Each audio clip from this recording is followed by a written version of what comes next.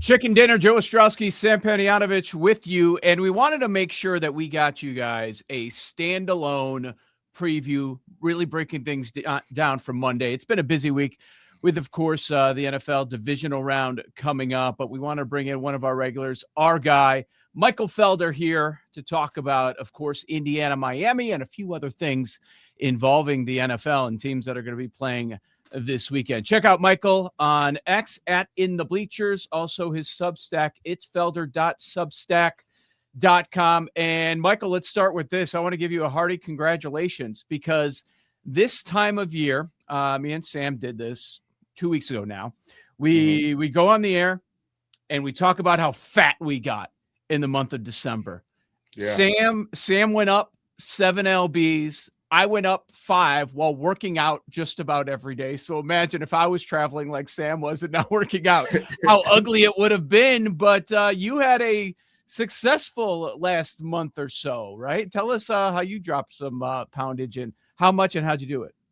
I get a mile every day. I'm on a 950-day streak. But at least a mile. But the big thing is let me tell you something. When your wife and your daughter get sick and you're just the one that's running and gunning the whole thing, and you still got to cook, you got to do this, you got to do that. It's very hard to find time to sit down and just have a meal. And so your boy, I lost 8 pounds. Wow. I was 197. Get out. Yeah, wow. Your boy got down hard. And I don't know if it feels good or not, but I had dinner with Bill Connolly from ESPN, and I ate 5 bites, and then we had it for leftovers last night, which my daughter really enjoyed. It was we went to Cajun Queen. We had catfish with crawfish etouffee, and my wife was like, "You didn't eat this when you were there?" And I was like, "No, not really. I didn't really eat anything." And she was like, "How much did you drink?" And I was like, "Well, I had 2 doubles." That's 4. It's 2. I had 2 drinks. No, it's 4. Trust me. I've tried that excuse. It doesn't work. But other than that, yeah, I've just been the holiday season. My family got sick. Both girls got sick, and then you're running and gunning, and the playoff. Shout out to Joey McGuire from Texas Tech. Shout out to Dan Lanning from Oregon. I don't think this should be a second semester sport. Yeah. I hear you on that one. When we get to the championship game and that conversation, Indiana about an 8.5-point favorite right now. The total 47. What's your favorite matchup in the game? We do the numbers, you do the breakdowns, the X's and O's. What's your favorite matchup? I've reverted to looking at things the way that I did when I played football. I wasn't good. Obviously at UNC, I was okay. I was there. But I started using numbers instead of looking at names. But the thing for me is when you throw in, 78 Coogan from Indiana, I think it's interesting because he plays in the interior. How does that work against, Methuselah and Bain? Because those guys play on the outside. And I think the most interesting player for Miami is Keontae. I think Keontae is the most interesting player in this game, period. And how he works, Keontae Scott, just to be so folks know who I'm talking about. I think he's number 0. Now, I don't know if you guys know this, but to be number 0, you better really be him. You better really be the dude. And the way that he's able to manipulate things, I think that's the interesting part. And I don't know if Coogan's going to be able to knock that out. So that's the most interesting matchup for me because we know that Indiana has a very good run game. They have two guys. One's already over 1,000. The other one can go over 1,000 this game. And that's the part that I'm looking for because if Indiana can run the football consistently against this Miami front, including Scott, then that's where we're going to see some real push for Miami to win a national championship. We hear a lot that Indiana does not have a weakness, and it's tough for some, let's say, novice part of the year college football fans to wrap their head around that. Well, Miami doesn't have a weakness. That's out there. What is Miami's weakness?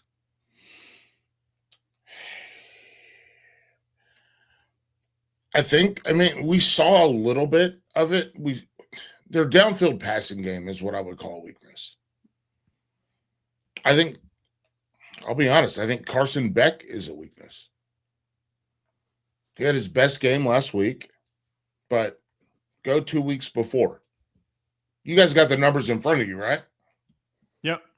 So last week, sure. What did he throw for? 238? Am I right? The 2 weeks before, 103, 138. Listen, you're the Sharps. Is that maybe a weakness? Yeah, but they try and run the ball. I mean, that's what they're going to do. They're going to just run. They're going to try and run, and they're going to try and run downhill, and that's Mario ball. I think, it's easy to have a game plan, but you have to change your game plan if it ain't working. And that's, I think, the stubbornness sometimes of Mario Cristobal and Shannon Dawson. They rely on their very solid offensive line a ton, and they think they can just run down your throat. And I don't know that they can do that on Indiana, but they're going to try. They're not going to change the running game. They're going to run right at you between the tackles, come and get it, and that's their game. It's not a passing game. It's a running game. Right. So don't talk to me about how Carson Beck is a prospect. Fletcher is a prospect. And then the thing that Miami does have in their pocket is they have Malachi Toney. I think that I think Ruben Bain is the best player in the college football playoff right now. And obviously there's only two teams, but I think Ruben Bain is that. But Malachi Toney could be number two. So we have Fletcher, we have Toney. You have to find ways to create space. And with Toney, the biggest thing that I look at when I see him is orbit, jet, and creating space. And the problem I think Miami's going to have is Indiana plays a lot of zone. And I know we're doing a show, but we're also doing a podcast. So I want folks to understand this.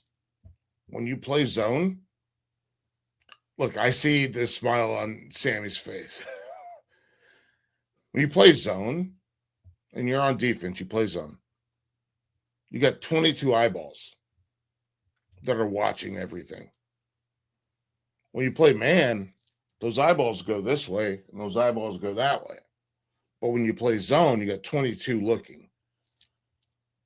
And I think Indiana is going to push to make it hard for Toney. And I think that's the part that's going to be that's going to be the hardest part of this game for Miami is how do we find space for Malachi Toney, our star freshman? We're the betting guys, and you look at it from a different perspective. You look at the film, you look at some of the numbers and all that, and watching every game with these teams this season. When we tell you that the number's 8.5, that Indiana is favored by 8.5, what is your first reaction? Too much, too little, or that makes sense? It makes sense. I think they win by more. Wow. unless they can activate Keelan again for Miami, unless they can activate him again, like it's going to be really hard for them. Like I mentioned with the zone conversation, they're going to be dialed in against the run, and they're going to be dialed in against Malachi Tony, which means it's going to be real hard. And obviously Fletcher, they're going to be dialed in against all that stuff, and it's going to be hard for them for Miami to make explosive plays. And that's the thing I think Indiana is really good against, is stopping explosive plays. So we'll see what happens. But for me, yeah, Indiana is. So I don't know if we've talked about this. His brother, Frank, right? I play for Frank. I play for Frank Signetti. He's a details guy. Kurt is, I guess, maybe more of a details guy. And his kids know the details. I'll never, like, the idea. I said this when I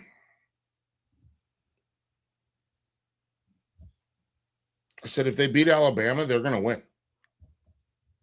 And they did. And I think they will.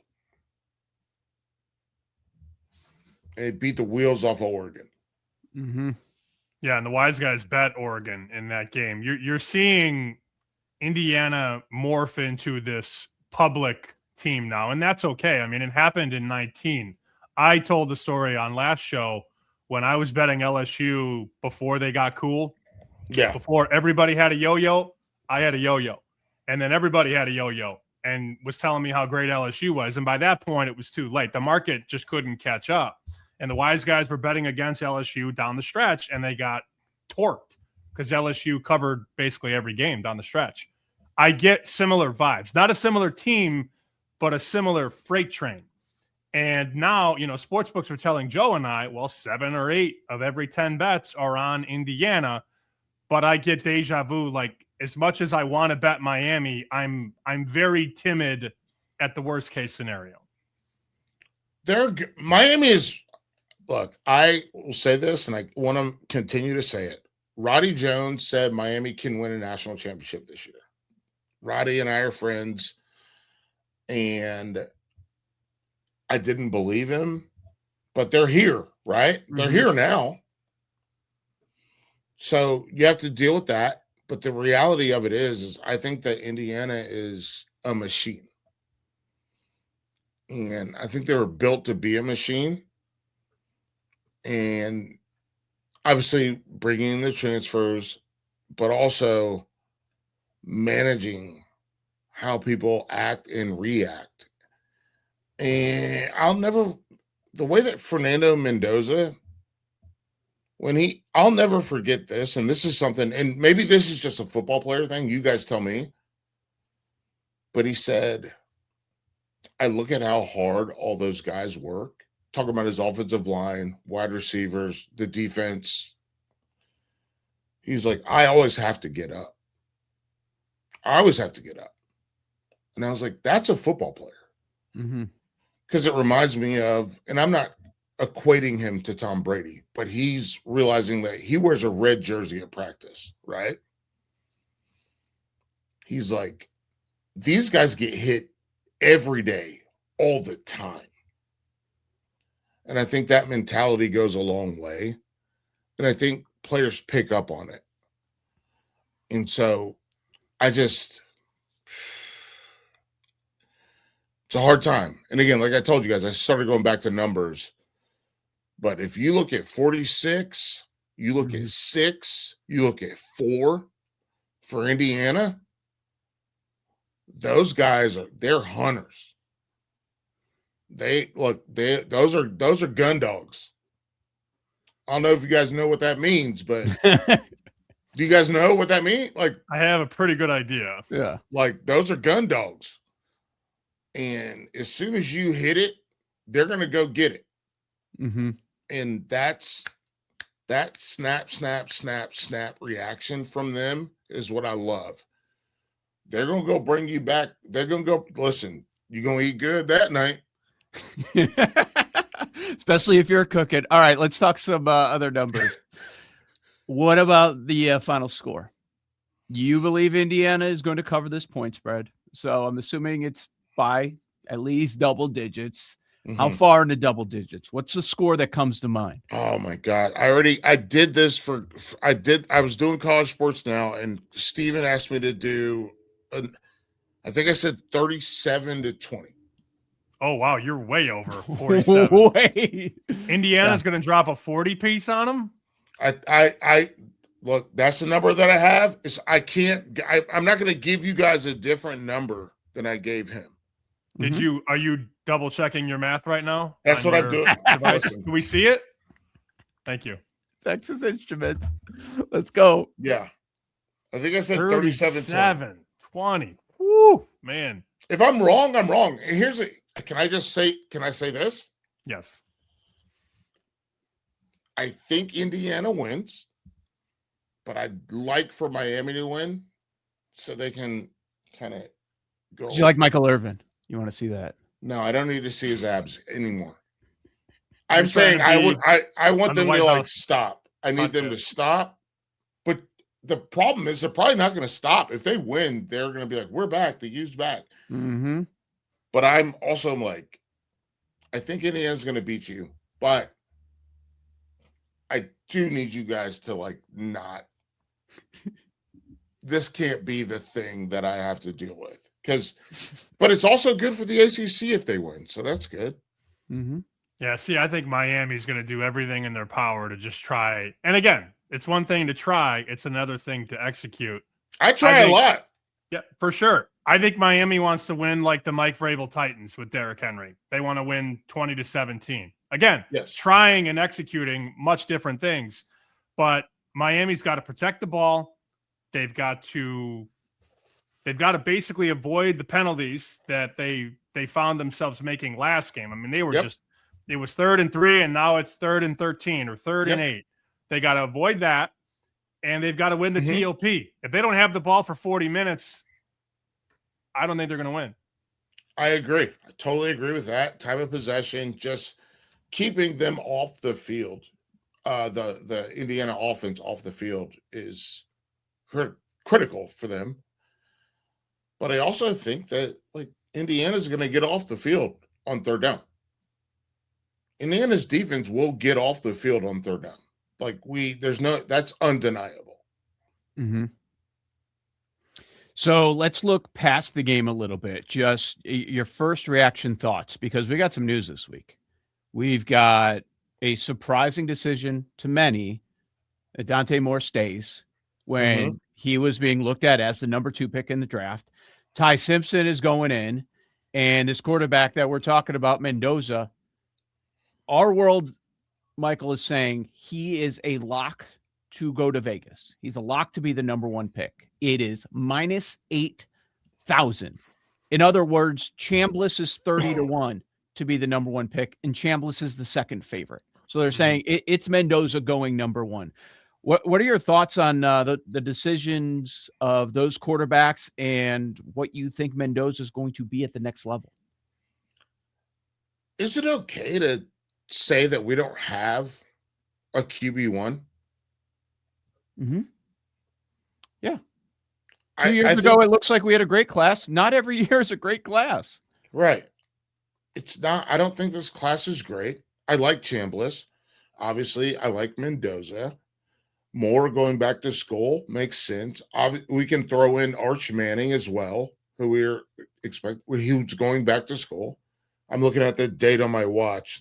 Oh, by the way, I still use a normal watch. I'm not an Apple Watch guy. So I got calculator, normal watch, an analog watch. So see, I'm surprised by that, honestly. I was thinking, because you make sure to get the mile in, that you would be chronicling that. I do that. I do the phone. Okay. I lost an AirPod today, so I don't even know how that's going to work. But I think that Moore going back to school, very important. That's going to help them. They become, to me, in my mind, they become the favorite. Then we talk about Chambliss And we'll see how that works. Mendoza being picked number 1, like I think it's who's going to be the number 1? Who's going to get the number 1 draft pick? Vegas. Raiders. Okay, so he goes to the Raiders. Brady and Mendoza coming together. Genty, Bowers, got a couple pieces. They've got pieces. We'll see how this works. I just think that I'm not in love with this quarterback class at all. Okay. I think these are backups. Well, if you remember in the summer, we were talking about Nussmeier, Arch was the Manning, and Lenora Sellers. Exactly. And who else? Yep. Drew Aller was a first-round pick. We talked about all these guys. Cade Klubnik. Hold on, I'm not done. Who else? Trying to think. There's another one that I can't remember. We're not going to talk bad about Cade because Cade does good work for me because my next door neighbors are Clemson fans. Mm-hmm. They're Clemson alums, both of them. Their kid is a Clemson fan. I'll tell you what Cade does. When I see him at ACC Media Days, Cade he sees me. He goes, "Oh, you're the guy with the Clemson neighbors." And we shoot a video together and send it to him. I love that dude. That's awesome. Listen, Cade Klubnik ever show up in my neighborhood, he could have a meal. There you go. But yeah, you don't know what's going to happen until it all plays out. But did I hear you say like they're all backups? Like you're saying Mendoza's a backup in the league? Yes. Okay. Who is he better than in the NFL right now? Wow. You go 16 to 32. There's some bad quarterbacks. Yeah. But who is he better than? I mean, Shador. he's better than Shador for sure. I mean, if we went team to team, he's better than JJ McCarthy. He's better than that was a wild one. You're right. Yeah. They're starting to hate whoever him. the Jets are playing at quarterback. Yeah. So we're talking Vikings, we're talking Browns, we're talking Jets. 3 super historically, super good teams. Mm-hmm. Yeah. Yeah. Exactly. So, is he better than Tua? I think he'll probably be healthier than Tua. I don't think he's better than Tua. Yeah. But I mean, there is a lot of bad quarterback play. But yeah, I hear your point. I don't know. Cam Ward was considered a bad one, but I think you're saying like he's not even going to touch what Cam Ward is going to be once he's in the right situation. See, I think Mendoza though is such a good processor. You've watched more film than I have, and maybe it's just the college game against the NFL game, but he goes through those reads so fast and very quick. He's smart. Absolutely. He gets the ball out. He doesn't get hit. That's not a direct translation, of course, into the NFL, but I don't know, man. I like to give him the benefit of the doubt because we've seen a lot of footage on Fox the last week or so, and he gets the ball, boom, it's out. He gets the ball, boom, it's out, and he goes bang, bang, bang, and the processing at that level is very high. Okay, how about this one? Yeah, they changed. So where were we a year ago on Tyler Shuck? Because he came in at the end of the year and he impressed a lot of people. 2nd round pick. Do you think he's going to be better than that? I think he can live in that world. The thing for me, I wanted to go back to what Sam was talking about. Yeah. They changed the picture on you so quickly in the NFL. And you mentioned he gets the ball out very quick, correct? So that means he's making his decisions before, not after. Pre-snap versus post-snap and having to make those decisions is really hard. And he knows where he's going with the football before, because Kurt Cignetti does a really good job of using motion and shifts to make sure he frames a picture. So once a picture's framed, Mendoza knows where he's going. In the NFL, between combo and half, it's hard to know what's happening. And we I don't know if you guys saw the video of Kirk Cousins talking about this, but he's like, you have to actually like go through 1, 2, 3, 4, 5. And that's the part where I'm worried about him. That's the part where Shedeur has really struggled. Because once you get into having to go from 1, 2, 3, 4, 5 and not half-field reads, let's eat that lunch. Come on, dude. What do you have, a cheese sandwich? That's mine. So once you have to go across field and you have to do it on time, which I don't think people realize. Like you have your immediate, then you have your intermediate, then you have your middle, then you have this guy who's going to come open late, and then you have your check down. It's hard to figure that out, and I don't know what that Mendoza is doing that because Signetti is so smart. He's figured out a way to make them show what they have, and we'll watch it on Monday. Watch it on Monday. For people listening, watch it on Monday. Watch the way he uses shifts and motions so that he can see if they're in man or zone. And then once he realizes they're in zone, you find out who the guy is. That's why I think Keontae Scott is so important because he's going to be sitting there for Miami. He'll be sitting there, and then all of a sudden he becomes a pass rusher, and now you're in trouble. And I think that's that's again to go back. I'm amped up. I'm sorry. I'm excited for this game. Mm-hmm. I do think Indiana wins, but if he's sitting here, if he's sitting and waiting, and there's a safety over the top, but he can still blitz, that's a problem. And I wonder how Mendoza handles that, especially when you get to the NFL and you get to guys who are like, this is their full-time job, which I don't think we talk about enough.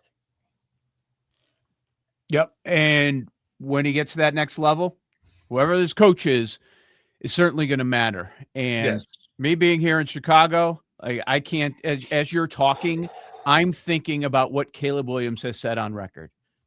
Unprompted, how he has gone out of his way to talk about how Ben Johnson has changed his life. Done that many, many times. And there are a lot of hot button opinions about Ben Johnson. For those that did not listen to us when we were doing the old show, Bet Sweats, we talked about this a few times, but a lot of times we didn't really get into it. We got all the time in the world. You were college teammates with Ben Johnson. We would have conversations before he took that Bears job. And, the Ben you knew when he was younger, you were like, I'm not sure that he's going to take that job. I don't know that he has this personality. Well, he has shown everyone his nuts and his personality all around the world. I love Ben. Yeah. How does this make you feel, this whole thing? And what do you think about? Not just me. It makes all of us feel really good. Like, we love Ben. I never heard Ben swear like a single day in college. I never heard him swear like that. I'm being serious. Like, as we call it, we cussing. Ben didn't cuss. I will say I did pick him off twice. But I never heard him cuss. And this was a guy that just worked hard and did his thing and got his first coaching job and then got another coaching job and then another coaching job. And then he got the offensive coordinator job for the Lions. But I see these small like wrinkles of what he's learned. Because again, Ben also played for Ben was one of the signal callers for Frank Signetti, Kurt Signetti's brother. So he got that from him. And then he played for Gary Tranquil. And Trank, we had a play called Sucker. Now, Sucker was a play, one of the first, and it was because the guy was a sucker. So we had Watt P roll out. We had Jesse, and Jesse does a stalk block, but he doesn't block. You fake, and then you go deep to Jesse and you throw it. That Sam Laporta TD, you remember that one? Mm-hmm. Yeah, the fake fumble. Yeah. That comes from that. And Ben got it from there. And he learned, like Ben learn. I love the way that they run these speed outs. He learned that when he was at the Dolphins. And seeing him grow has been amazing. But I love Ben, and watching him come into his own. I never thought he was going to leave North Carolina. I thought he was going to be the best high school football coach in the state of North Carolina. But watching him push his career forward has been, I mean, it's better than my career, I can tell you that. But it's awesome to see. And the only thing I said, and I said this when we're doing the show, the previous show, I don't want this city to ruin him, but I think Ben's got strong shoulders. The city ain't ruin him. The city loves him. Yeah. Ben's got strong shoulders and he can carry it. And he's been in the mud, he's been in the dirt. I mean, we're talking about a guy that wore number 23 playing quarterback. Like, that's some pardon my French, that's some loser shit. But he did it. MJ. Yeah. Well, yeah, but not quarterback. Yeah.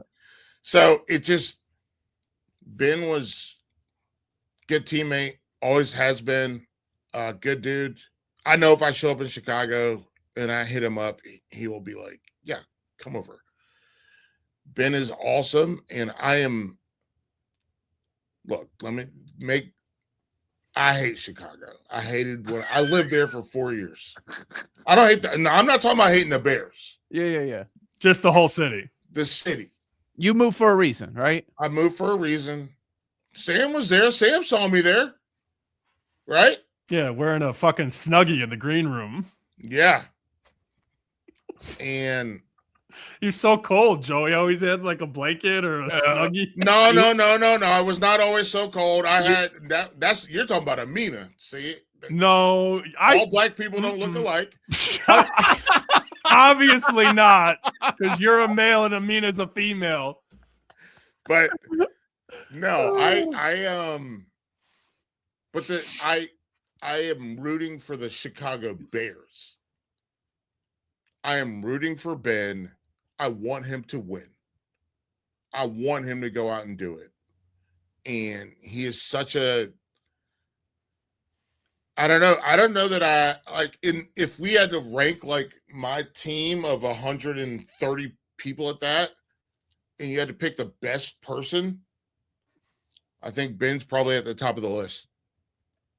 And that's not a joke. That's not an exaggeration. I'm close to the bottom. I'm still above Arthur Smith, but I'm close to the bottom.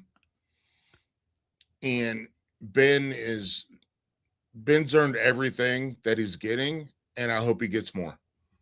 Last thing I had, how do you quantify not only Ben, but Caleb? Because when you assess the Bears, you have to package them together, I think at least. How do you quantify a team that kind of looks like a C- D+ in the first half with coach and quarterback, but then in the final 8 minutes in multiple games now, they're an A or an A+? Like, how does that happen with a first-year coach and a second-year quarterback? I think it's teaching and halftime adjustments, right? So I also think, let's go backwards and go forwards. Every quarterback that Lincoln Riley has coached has to unlearn everything that he coached them to do. And Ben is doing that unlearning and reteaching. And he's showing him how to play the game. And so when I watch Caleb play, at the start, it's like a kid learning how to drive, right? And they're like, there's these basic rules, but then there's also like rules of the road. And I think when he gets to the second half, there's rules of the road, and he understands how to play by the rules of the road. And I think that's a very Ben Johnson thing, playing by rule. Like, look, we're talking about a coach. Like, we're talking about a coach that says the good, better, best. He says good, better, best.